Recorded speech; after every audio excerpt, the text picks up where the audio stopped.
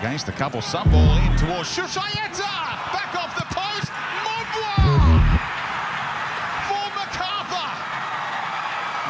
A quite remarkable story.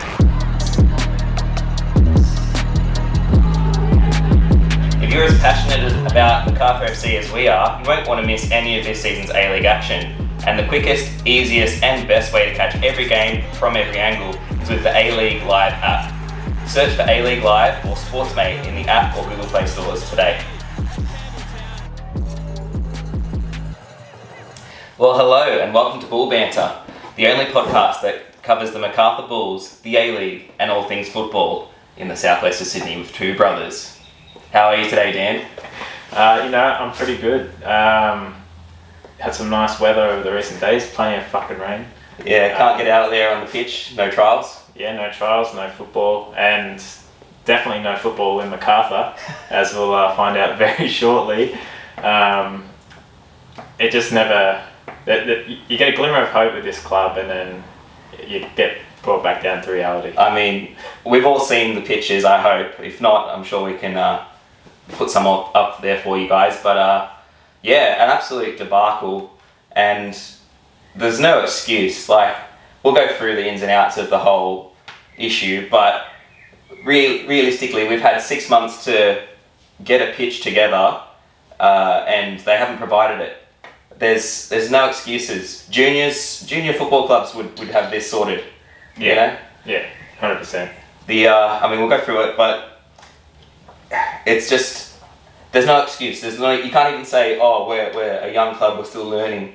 It's just ridiculous. You need to have, if anything else, you need to have a ball, some corner flags, some fucking posts, and a pitch you can play on. And some shin pads, unless you're Lockie Rose, and you wear a tic-tac box as shin pads. Yeah. But he's fearless, not getting kicked. I mean, he moves quick. Yeah. Maybe that's why. But, I mean, it led to an outcry on social media, as you'd expect. I mean, I was pissed. We were all looking forward to round one at Campbelltown. Would have been a nice occasion, albeit with a bit of rain, but up against the Phoenix, who really challenged us last season. We had the 1-1 draw early in the season, and then late on in the year, when we were losing a bit of steam, they beat us at home. So it was going to be a good, close match and a good examination of how we'd fared after coming out of that win against Newcastle Olympic.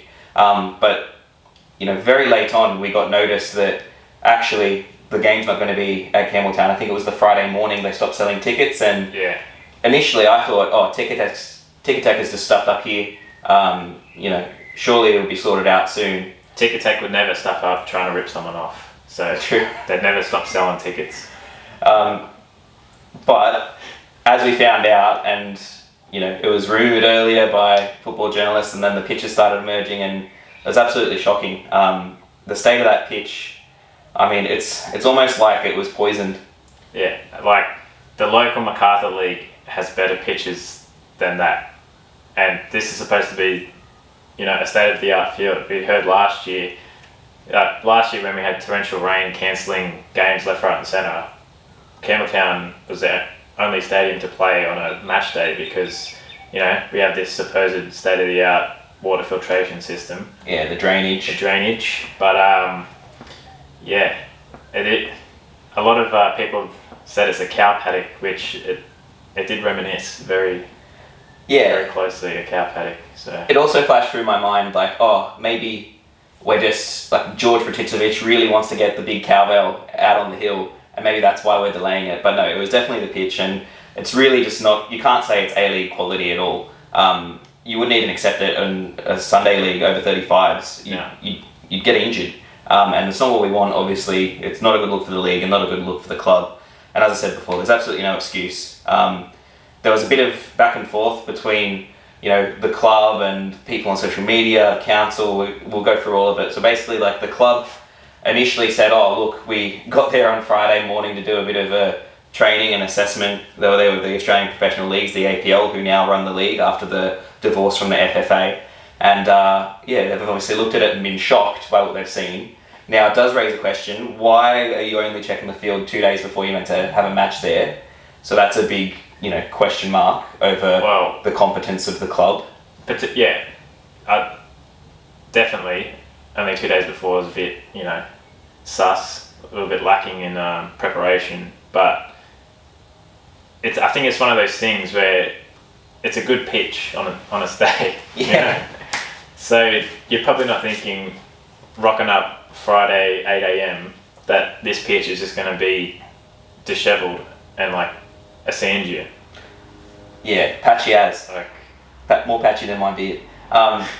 But yeah, it was just shocking, and obviously it raises questions around the club, although as Daniels has pointed out, yeah, you'd assume it'd be right because it was good last season, so why would it change? But then that led to the club saying council said it was fine, so we'd assumed it would be fine, and it wasn't, which then threw a bit of attention onto the council. How could the council let it get this bad? And you had George Peticevic, God bless him, getting in the comments and being like, no, that's misinformation, it was fine, we were told by our contractors it was fine. Obviously it wasn't. So if you drill down enough, you realise that it all comes down to green horticulture, right? Which is the subcontractor that's in charge of the stadium. Now, seriously, if their heads don't roll, I don't know what's going on. Because they would have just gone, the contractor said it's fine, the council I'm talking about, they would have said it's fine and assumed, everyone's doing their job, sweet. But it boggles the mind. Like, it casts my mind back to when the Emirates Stadium was being built and there were subcontractors that were Chelsea supporters, and they actually buried a Chelsea jersey underneath the turf of the Emirates Stadium to curse it.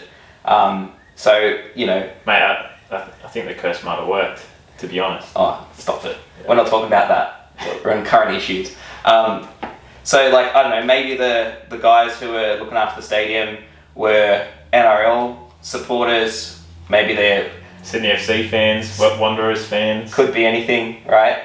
But at the end of the day, completely unprofessional job. You had one job, right? You had to get it ready by round one. You have all this off-season. Tigers don't play here really anymore. There's no concerts on the venue. It's just literally the one pitch you got to look after, and you fucked it up. Like, how could you? And I don't think you can blame COVID on this either, because something's happened. If no one touches it for 6 months, that doesn't happen.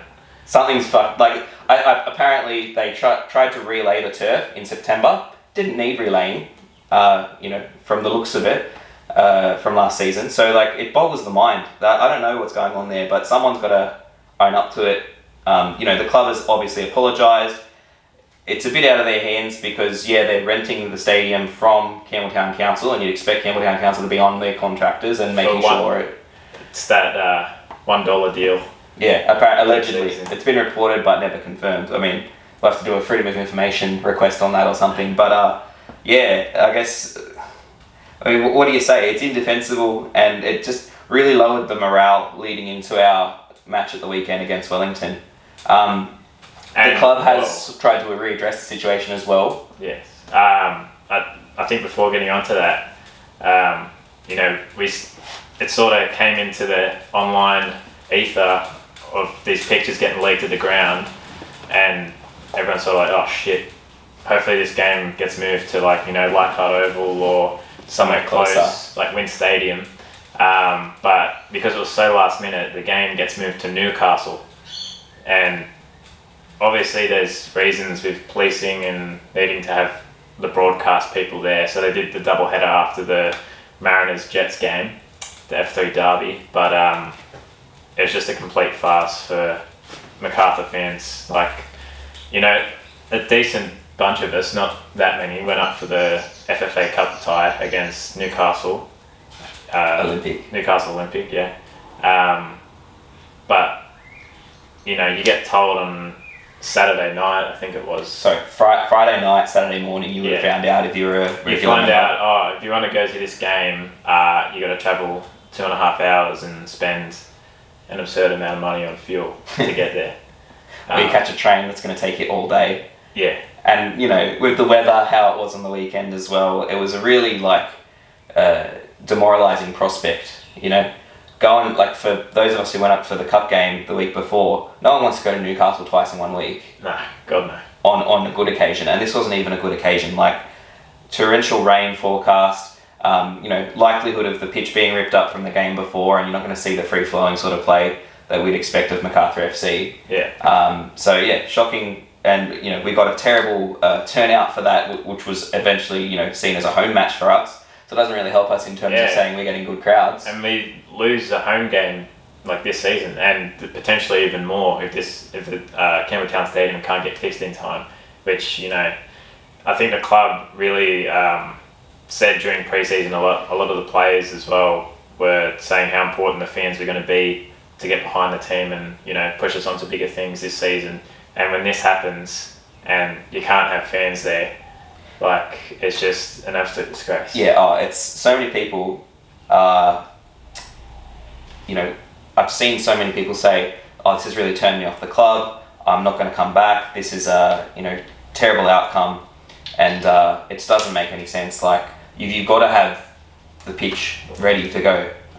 This just points to a bit of mismanagement on all levels. I'm talking green horticulture, the council, and the club to an extent. But to be fair to the club, they've done, I think, a good job of redressing the situation. We were going to record it earlier in the week, but we sort of thought we'd let the club respond and see if they would do anything about it, and they've responded quite well. So there's a couple of things they've done. Obviously, they gave you the option to still go to the game in Newcastle. I think that was pretty scant. But based on your membership level, you got a voucher. So, for me, I got a $40 voucher, which is pretty nice. Still, you can't think of it as a reward from the club because... Can you buy anything at the experience store for $40? Yeah. Even? Yeah, you can get a bucket hat or like a nice cap. Cowbell. How many cowbells can you get for $40? I don't know, I'll have to look that up. Like 5, surely. They should be handing them out for free, really. One on each finger. Yeah. Unless you're from Wellington. But no, it's... What can you say? It was disappointment, but the club tried to do what they could, giving a voucher back, even though you've already sort of technically paid for it through the fee that you would pay for the match. And then I think the thing that really made up for it was they're now allowing members, full paying members, not like partial members, because you get different memberships, but they've allowed full paying members to have a ticket for this weekend's match away against Sydney FC at Campbelltown Stadium. So, we'd expect a decent turnout. It really technically could be a first sort of home game for us in terms of being able to access it. You've kind of got, if you still support the club after what you've been through with the first round pitch debacle, then you kind of got no excuse. You can get out there, you can support the boys, it's close enough to home. I still think that, there's people like post-COVID that still haven't got memberships yet. And, on the forums and stuff, people talking about buying like 6 tickets even because they want their families to go to the game but haven't bought a full-time membership yet. And obviously they're sort of left in the dirt, which is a little annoying, I'd say. It is tricky. Not the best, they're sort of caught in the middle because, the club can't, it's not reasonable to expect the club to refund every single ticket that was purchased for that match, realistically, because it's too much to ask. Particularly at short notice and, when they've got these other things that they've done to redress the situation. But, it's just a tough time, I guess. Financially, a lot of people are struggling coming out of COVID. They're not looking to maybe spend money, out and about. There's maybe a little bit of hesitancy about going to big events as well. So, a lot of families, I'd imagine, who would have been, rusted on members if it was a little cheaper. And Christmas is coming up too. Christmas coming up. A lot of people can't, say, oh, here's a spare $400, I'm going to go buy a membership. It's not, unfortunately, maybe throughout the years it'll become a bigger priority, but for a lot of people it's not the main priority, and it's just a sign of, I guess, the area and the times that we're in that, people can't do it. Obviously you've got the monthly repayment membership, but again, it's a big outlay for any family. So we completely understand, but that also means that, you're excluding to an extent getting people in. Yeah. Obviously, tickets that you buy in certain areas like general admission and whatever, they're much cheaper, and they give people an ability to still go to the game even if they're not particularly affluent. But but of course you got to also think of business interests. Like, the club is a business at the end of the day. They got to be paying, making money to pay the players to get their license fees through and all that sort of stuff, and the backroom staff. The club doesn't run on good intentions, it runs on money. So you got to do what you do. but I think, overall, a debacle of a situation should never ever happen again. I think many fans could have been permanently put off this club, which is a real shame. Because, how do you go around, tell your mates that, or your colleagues at work, oh yeah, I follow Macarthur FC, we don't even have a pitch. Like, you can't be proud of that. Imagine people like, at work or whatever, like, oh lads, do you want to go to the Bulls game this weekend, first home game, and then Friday after you clock off work and, oh fuck, we got to go to Newcastle, lads. Yeah, sorry, who's driving? It's not me. It doesn't inspire confidence, but it is done now. I think a really crucial thing is that it's ready by round 3, and we've seen some pictures come out of the way it's being managed now. So they've got a big tarp over the field to protect against the rain that's still been coming down in Campbelltown. Hopefully they get some heat under it and it can sort of grow a bit better. But we'll see what happens. There's a long way to go to save that pitch. If it's as choppy as it looked in those photos. But overall, an embarrassing start to the week, but we did have a game. We did have a game, and to be fair to the lads, they've put themselves out there pretty well. With all I'm sure there's a lot of negativity in the squad too, of like being hyped to get out in front of the fans, show them what you can do, and then all of a sudden, we've got to play against Wellington in Newcastle in shit conditions with a torn up pitch, with like last minute notice, with like a couple hundred people in the stadium. Some of them were just like leftover Central Coast fans who wanted to give shit to Daniel De Silva. Oh yeah, he was getting the boos thick and thin, wasn't he? Yeah. Audible, very audible on the broadcast. Yeah. But credit to the people who went up. I mean, I probably wouldn't have done it. I was too frustrated at the time. But yeah, there was a few people who went up there and supported, and good for us to have a presence there. But man, you gotta say that's it. That like enough's enough with this club if they're going to let that happen.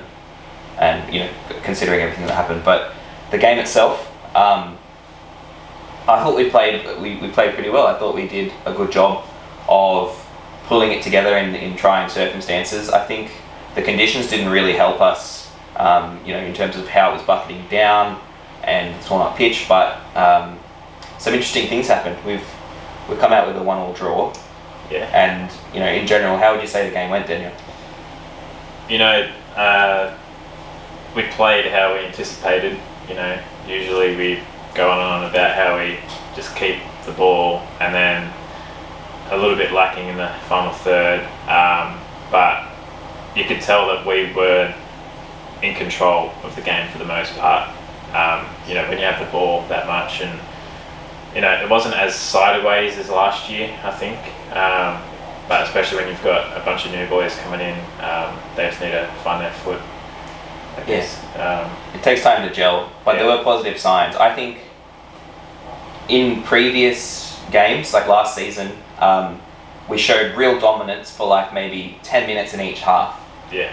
This time I think we showed it for like 20 minutes, like big periods of the game where we just had Wellington by the throat. I'm sure Ante would want that to be even more, but you can't expect it to go all your own way. And I think something I'm seeing as a pattern of our play is, we're swinging it out wide. We've talked about this before. We're getting crosses in, but I think there's something to be said about how we're struggling to beat the deep press, right? So say we get a goal kick, we're almost never hitting it long. Yeah. Because we haven't really got much to aim for. We've got Noon, we've got Lockie Rose, right? Not many tall timber up the top. Well, you'd think when Juric comes into the side, there's an option there, but True. Still 2-on-1, he'd be facing two centre backs. So obviously the Wellington Phoenix know, okay, we're playing out short. We've spread our centre backs out wide. I think largely like Jovanovic and Sujnia picked the right passes coming out of the back line there, especially when we had it up around halfway, transitioning from that sort of passing around the back on halfway to an attack. But the deep press, when they were really pushing us into our box and stuff, like there was some helter-skelter moments. I mean, there was one ball that was played back to Ctown that was like he was pretty much on his goal line, and then he played it out to Jovanovic on the goal line still, out wider. A couple times there we were a little bit forced us into corners and mistakes that could have resulted in a goal. Yeah, because ultimately it gets probably worked wide if they're that heavy press and then we're working it up the line, and if that ball doesn't go up to the wing back and we get good control on it and get it into the midfield again, or can recycle it, that's a turnover. A lot of the times it was going maybe up to close to halfway, the wing back has it, and then he's tackled or he takes poor touch and it goes out. Yeah. So we're being squeezed in that way. But something I was a bit more worried about, there was a couple times there where, and it's probably a symptom of the fact that Ante has them so confident playing out from the back, right? Like, there's no real panic, I would say, but sometimes just the poor choice, right? Like, if there was panic, we'd be seeing those just fuck off, clear it balls, where you're just smashing it into the sideline or smashing up the field right down the other team's throat. Yeah. Which we don't do. And that's good. Like, you want to see that composure and playing out from the back, but sometimes you got to go, look, this is not working. They've actually got us, covered. And sometimes a long ball is not really hurting you, right? As much as some of the other stuff. So, like, the chance that Uzkok cleared off the line was a giveaway from Sujnyar just inside the box. Like, he's gone to play it back to Jovanovic. It's held up in the heavy pitch, and then one of the Wellington players has stolen onto it. So that's something I think we need to be aware of. Just that game sense of, like, maybe we can't play out here. And we need another option. I think when Juric comes back, that'll be huge for us, because then at least he's a threat in the air. He can maybe bring down the ball, nod it on for someone else. But if we're continually playing it out from the back every single time, we invite the press, and we're not going to be able to bypass it every single time. And when you give the ball away so close to the 18-yard box, it invites the kind of chances that Wellington had and probably shouldn't have had, given how we dominated most of the game. Yeah. I think before we get into the goals and some of the chances we made, maybe talk about the way we lined up a little bit, because we had sort of at the start, like on paper it says we have Uzkok and Sujnyar at centre back and then Jovanovic as a right back, but I think that was in like attack, we lined up that way. So then it was like a back three of Sujnyar, Uzkok and Jovanovic, and then Meredith and Craig Noon, who are sort of wing backs, although Noon was staying a little bit higher. Yeah. So it's like a back four, back five and a back three when we're attacking. Yeah, it's just depending on the third that we're in, we seem to have different formations, and I don't think it's necessarily a bad thing. No, I think it's good. Yeah. But it's more complex than a lot of other formations. Yeah. Like, you compare it to last year where you were pragmatic in, keeping that structure, which, we banged on a lot last year about how we need to be a bit more fluid and less restrictive. So maybe this is a sign of things to come. Yeah, I like it, but the question becomes, do we have the personnel for that setup? I think we're really lacking a quality right back. Yeah. I think, Jake McGinn can do a job defensively, but maybe his attacking play is not where it needs to be. I think, we've got Noon in there at right wing back at the moment, and, a lot of the time he was staying higher, but he's having to track back quite a bit. Yeah. And that just buggers him. Yeah, we don't want to waste his energy doing defensive work. Like, we just want him to be in the final third and then just be able to give 110%. Like, he's just wasting that energy tracking back for and it's not like he's running his guts out anyway to get back. Like, it's.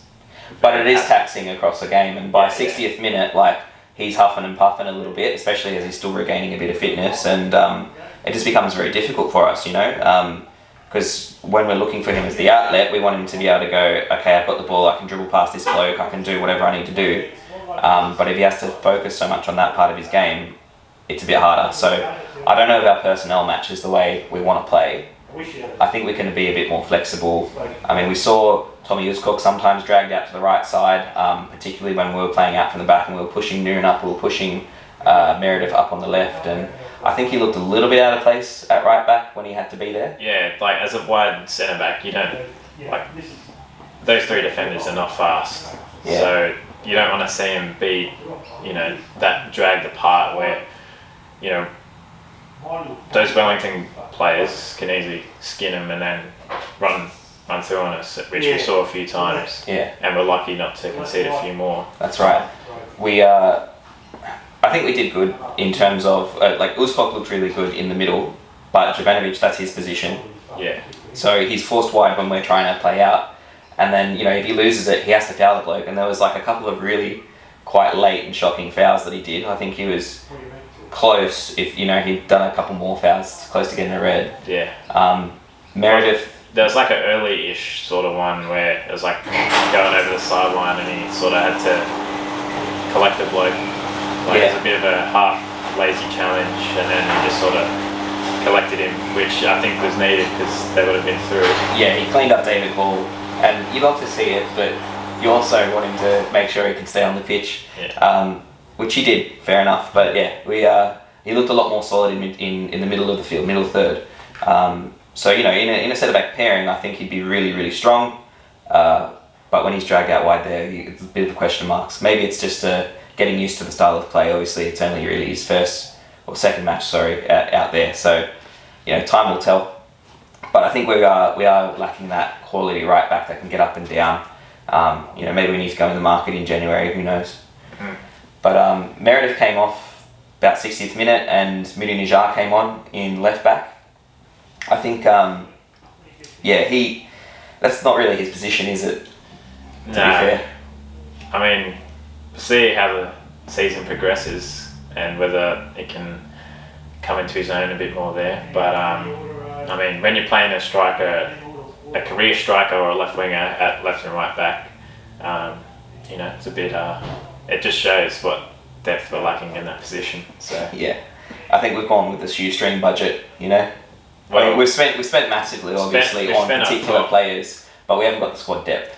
Yeah. As you pointed out. So I think Nijar looked really good going forward, but there was a couple of times where he dived in or just looked a little bit lacking in confidence into the defensive third, where maybe he could have won the ball if he was a bit more confident with tackling. But I suppose time will tell. What else did you see there? Well, I think just sort of recapping the game, we had about 3 goal line clearances. Ctown made announced himself instantly. Yeah. 5 minutes in, he makes an insane goal line save somehow. And keeps it. So, gave us flashbacks to Federici. Yeah. A little bit. More of that, please. Yeah. But not more of that. Let's not give away those chances. Yeah. I think when you look at the game and you give a man of the match for our players, I think this season it's going to be the keeper getting a lot of the, praise again, just because we're that sloppy at the back. And, it's a bit worrying when your keeper's getting man of the match pretty regularly. Your best player or your player of the season. Which, we could see again, Ctown. I mean, what I liked about him was he was fearless. We've obviously heard about how he's had those injuries in the past, head knocks, and there was a late chance where Sujniar slid in and, braving the tackle, and so was Ctown coming out to be that sort of, rushing goalkeeper.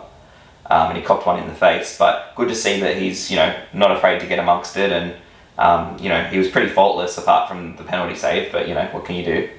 Dive the wrong way. Bad luck. Yeah. But, Ctown looks pretty secure there. I think we should talk about that pen because there's a bit of a sloppy challenge from Meredith. Yeah, I think we can sort of chalk that up to the conditions and maybe a lack of conditioning, right? He's a little bit of lack of awareness of where, because I think he had 3 defenders behind him that were following suit. Yeah, but Piscopo was sort of, dancing, and he's pulled it back.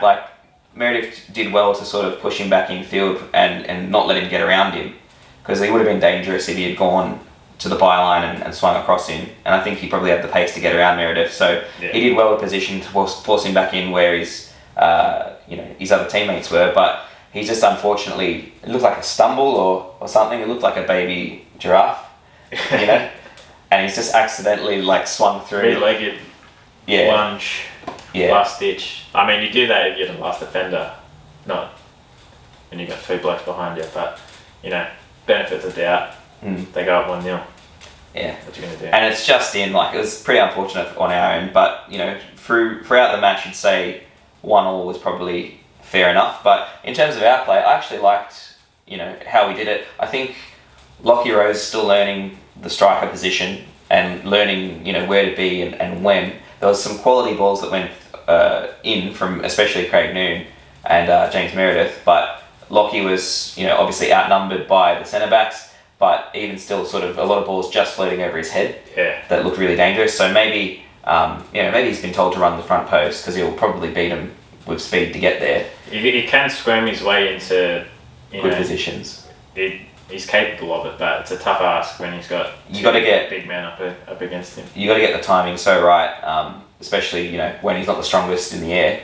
But Tommy Urich, when he comes back, he'll provide a lot more for us there, more danger in the air.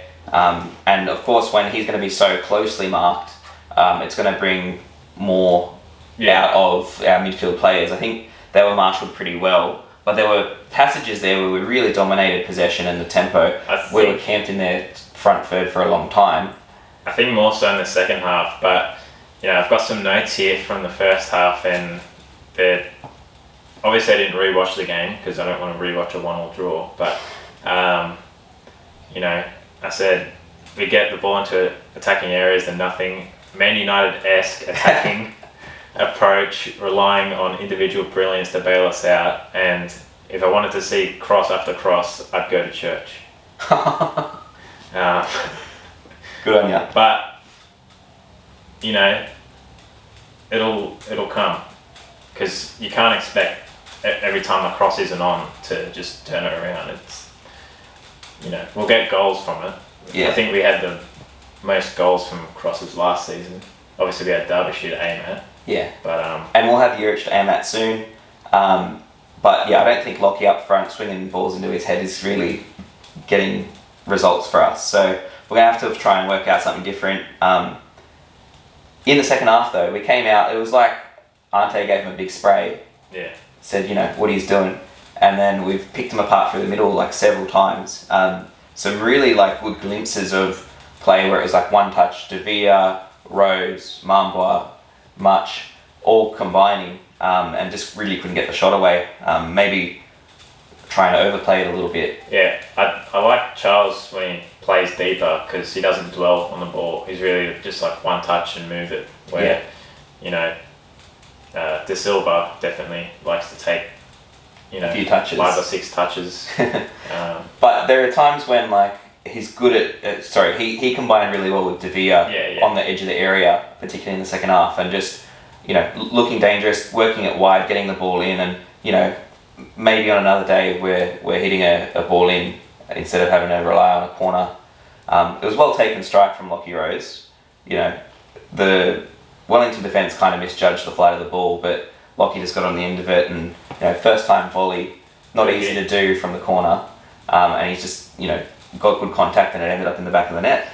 And from there you were thinking we were going to go, we had all the momentum from that second half through to the time when he scored, and we sort of carried that forward a little bit, but I think we just got a bit tired-legged. And when Milicic made a few changes, Mambo came off, Rose was on, Moody went on for Meredith, I think we just lost a bit of that momentum, that cohesion. Yeah. Nothing to slag off the subs who came on. You can only do what you can do, but I think we really had them by the throat, and maybe those changes could have waited a little bit longer. But at the same time, we were flagging a bit for fitness. First round, you're expecting those to be a bit of changes and getting a bit of tiredness late on anyway. So, I think overall 1-1, good result considering all of the circumstances. But man, it would have been good if we could have nabbed a win there. And I think a lot of our play, particularly early in the second half, really would have deserved it. I think if we're at Campbelltown Stadium in that game, we get 3 points. That's fact. Yeah. So on a better pitch, on another day, better conditions, I think we're playing through the lines there a bit more. Maybe, De Silva or Lockie Rose being that fox in the box tucks one away for us as well. But, you can only dream. Yeah, we've got some more notes and things we saw from the game as well that I'd just like to ring off and get your thoughts on, Blake.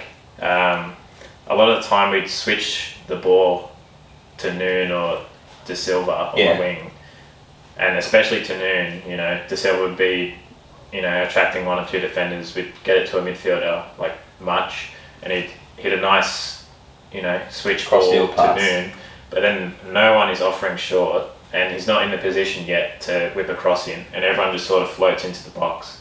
And this happened about, 4 or 5 times where Noon is just out there on his own, and it's like, okay, beat 2 players and then whipping a perfect cross, and no one's coming in short, and then our entire team just like floats into the box, and then obviously can't always get a cross in, and it leaves us short at the back.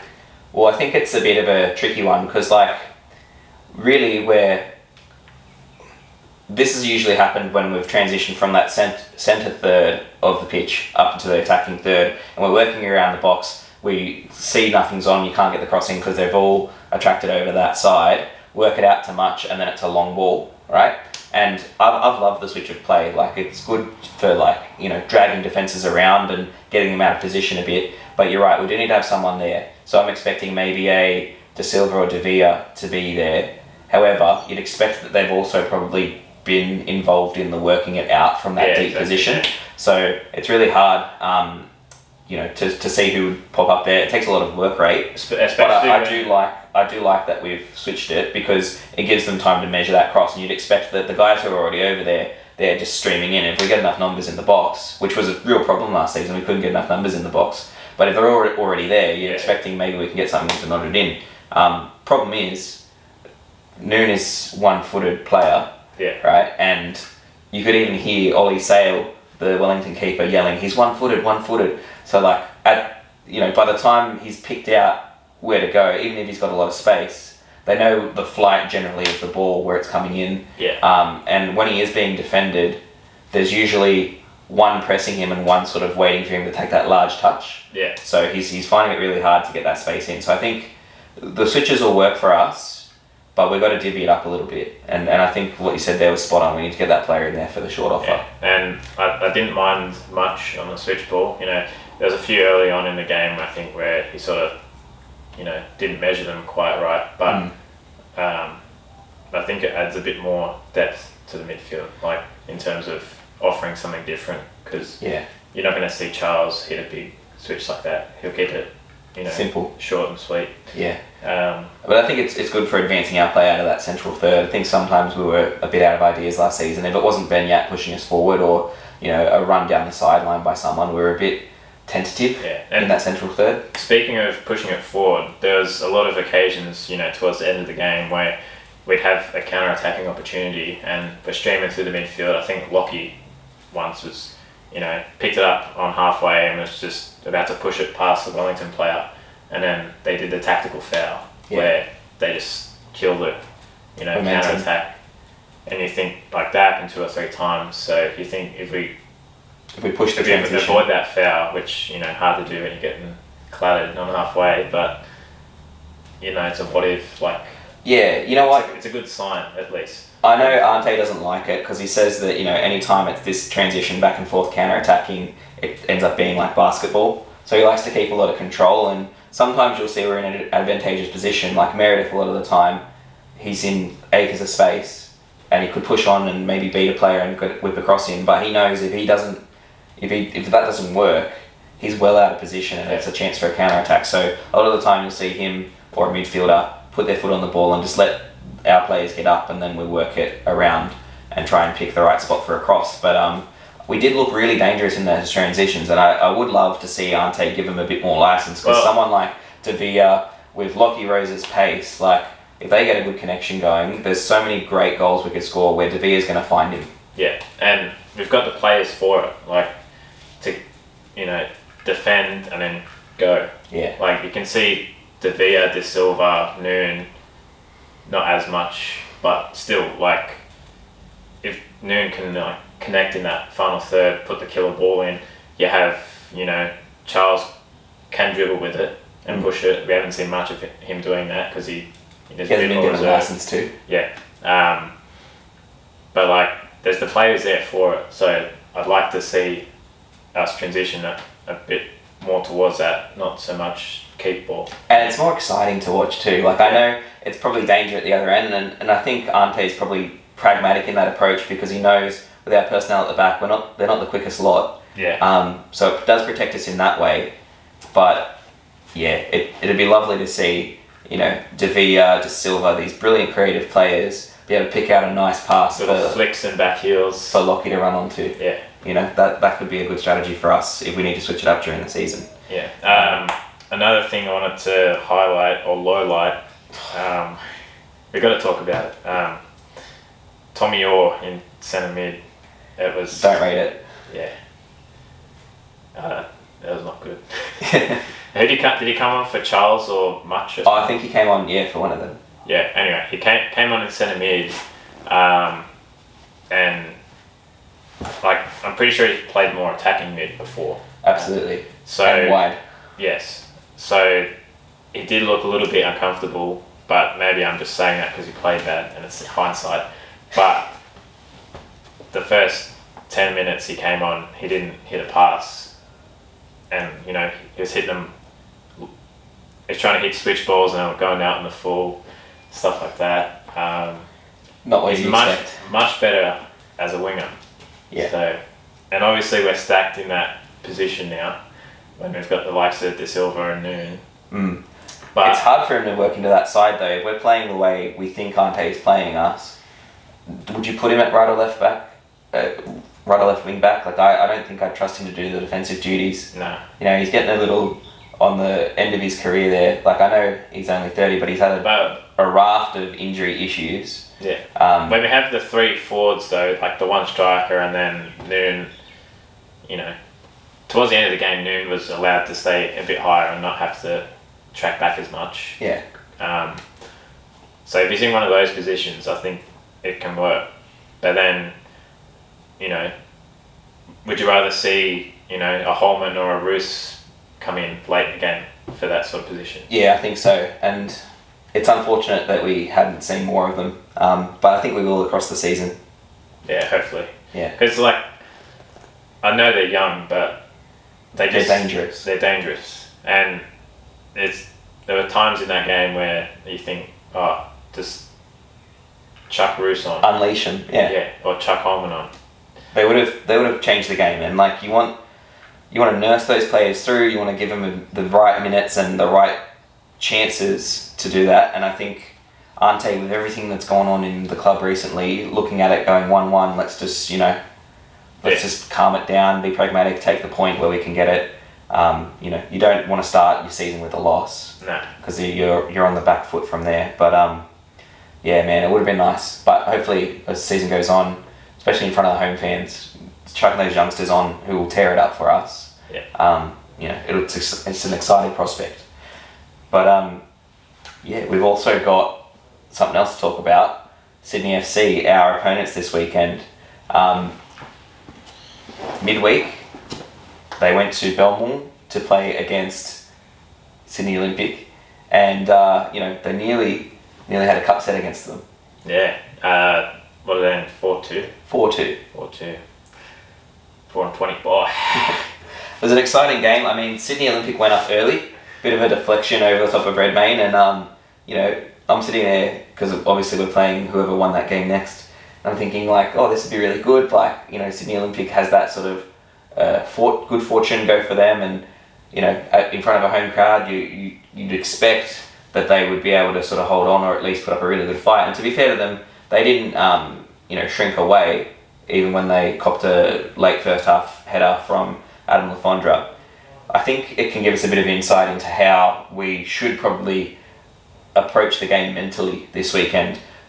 Sydney Olympic and a lot of other NPL sides, in this case, you'd expect would park the bus as Newcastle Olympic did for us and try and hold on and just wear the other players down, get them frustrated, get them to make little mistakes, take the low percentage balls and make those decisions that maybe don't favour them, and then nab a goal late on when you could introduce another player and exploit the tiredness of the players who started. But Sydney Olympic, from the off, they were just at the throats of Sydney FC, and it's what you want to see. It makes for more exciting football, and I think maybe if we have the courage on the weekend to really take it to Sydney FC and not show them too much respect, we could really fluster them and get them out of sorts, and they'll have a bumper home crowd this weekend. So hopefully, we can just unsettle them a bit, get them out of sorts, and then they'll be right for the picking.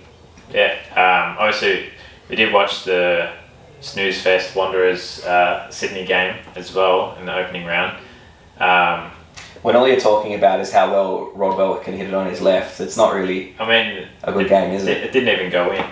Yeah. So, but to be fair, cracking strike.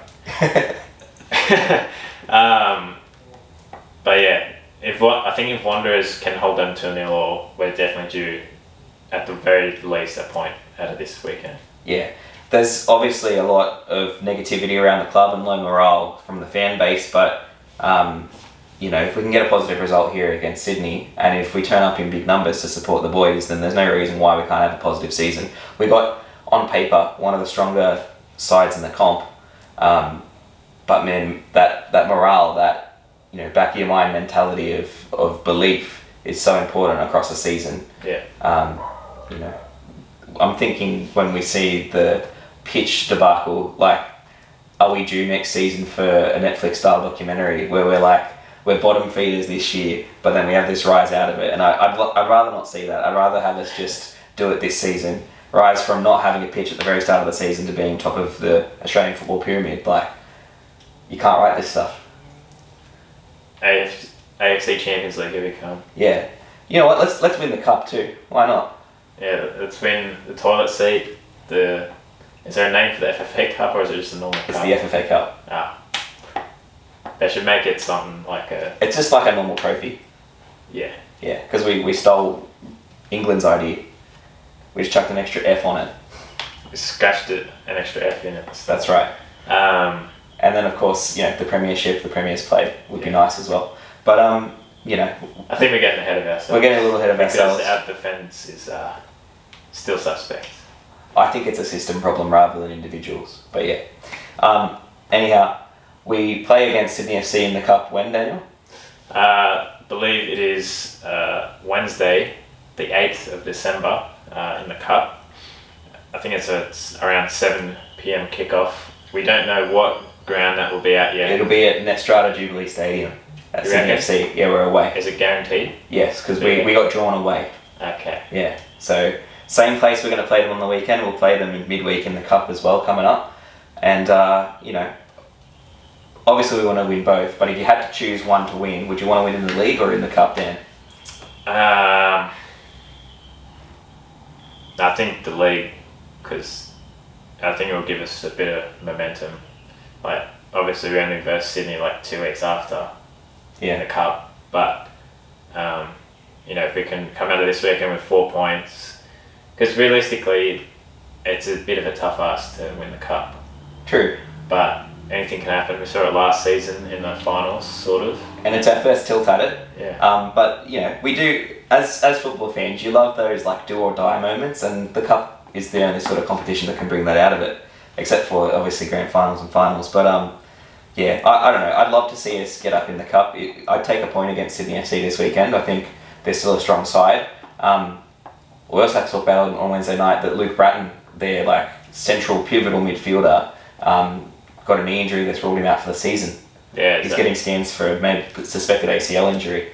So shocking news for him, but it could work out in our favour if Steve Corica has to rejig his side, and maybe it unsettles their preparations a bit. So plenty to look forward to this weekend. I hope to see a massive crowd out at Netstrata Jubilee Stadium. Plenty of Bulls fans to be there because we get our free redeemed ticket. So I'm looking forward to it. What is your prediction, Dan? I think a lot this season, even with our attacking talent, it's going to be low-scoring games, just based off the way we play, the system we have. I'm feeling I was going to say another 1-1, but I could see a 2-2. Oh, you took the words right out of my mouth. I'm thinking 2-2 as well. I think we'll have Bully Devere pull something out, a rabbit out of the hat, some magic. Right? He's going to score or assist? He's going to score. Okay. Right? And we'll probably knock one in off a corner, but I don't see us keeping a clean sheet against Sydney. No. Even with some Curto brilliance, and even with, if we're really pragmatic, I think there's too many solid players. Like Bobo is set to start. Buhaja, he'll cause problems for us with his speed. I mean, look what he did to Milligan last season. So also, tricky. We come up against our bogey player, Elvis. Oh kept yeah, sober. he scored every time. Scored every time he's versed us. Did he score 2 against us once? No, he scored both times he played against us in Melbourne, and they only ever scored 1 against us in both games. So, yeah, he's a bit of a bogey player. Hopefully we can break the curse. I mean, you'd think karma would make it happen, given what he did on Wednesday night. For those who didn't see, it was a tribute to Diego Maradona. He's the smallest player on the field, and the commentators called it as like, oh, how ironic, the smallest player on the field gets a header and scores. But bit of chaos in the penalty box. The cross comes in after the keeper's sort of rushed out, and it's sort of come across nearly on the goal line. 2 defenders there.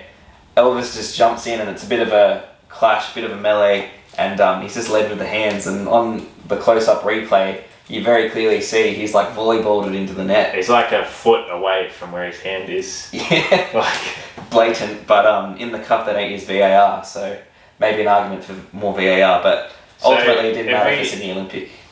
So even at like when we, I don't know in the final they might do it, but yeah, during just regular FFA Cup they don't do it because you've got NPL sides. Yeah, they're not going to have VAR. Yeah, true. Right. They should. I don't think they should do it for the final either. Yeah, because the consistency. Bring us back to true football. Yeah. Yeah. However it gets in the net. Brexit ball. Fantastic stuff. Where someone can be offside and then. Well, imagine if we get to the final now and then we lose to offside. You know what would be mad if someone's got to bring like a blow up beach ball and chuck it on the pitch. Oh no. When the ball's in the 18-yard box, and then you got to have a strike that deflects off the ball and gets into the net. You remember that one? I think I do. While I'm wearing my Liverpool jersey. Who was it against? It was, I think, Sunderland? Or Southampton? Yeah, but I remember Pepe Reina's face. It was like, his face was the face of the Bulls fans when they found out there's no home ground. Shocking stuff. Alright, well hopefully we have a lot more to talk about next week and a lot more grinning faces instead of this sort of negative spiral that the club's in at the moment. Hopefully we have something to smile about. Hopefully some, I'd love some sunny weather. It's a bit mopey weather at the moment. Yeah, a bit dire, a bit of pathetic fallacy. And also, could you think of a worse omen for your season than the pitch being pretty much dead on arrival? Peak A-League. Yeah, peak A-League. Hopefully it's, And I think we've got a good shot to cement ourselves as the main club of the A-League. Because even... we recruited well, we've got goal there. Who was it last season? Like Western and Melbourne Victory. Yeah. But Melbourne Victory aren't terrible. Western United doesn't have a stadium, so to speak. But we do, and we don't have a pitch. Which is worse. Yeah, I don't know. At least we don't play home games in Tassie. Yeah. We don't play home games in a different state. We at least keep it within New South Wales. Yeah. Yeah. We're not the worst yet, but fuck, we're close. We're not entirely Team New South Wales, where we train in Fairfield, have a youth team in Northbridge. Yeah. We're slowly conquering. We're conquering not just Sydney, but the whole state, and soon all of Australia. And then Asia. Yeah. It's all in the plans. You listen to the chants, it's all in the plans. Alright, that's enough. Thank you for listening to Bull Banter. Thank you so much for your support. Remember to like, subscribe, and share us to your mates. I'm sure they'd want to hear us ramble on about the A-League and all things football. Yeah, and before we go, if you're having trouble tracking the A-League, check out the A-League Live app. We're on there in the podcast section, I believe. Yep. Over 100,000 users, so it's pretty popular. Gives you live score updates, news. It's just easier than having to go into keep ups. All right, I think speaking of keep up, yours truly has an article on there. Blake Sims, not me. Yeah. Composed by myself, but there's plenty of good content to get around, and you'll find us on the A-League Live app. But keep up's really good too. Yeah, and that's it from us. Thanks so much. Thank you.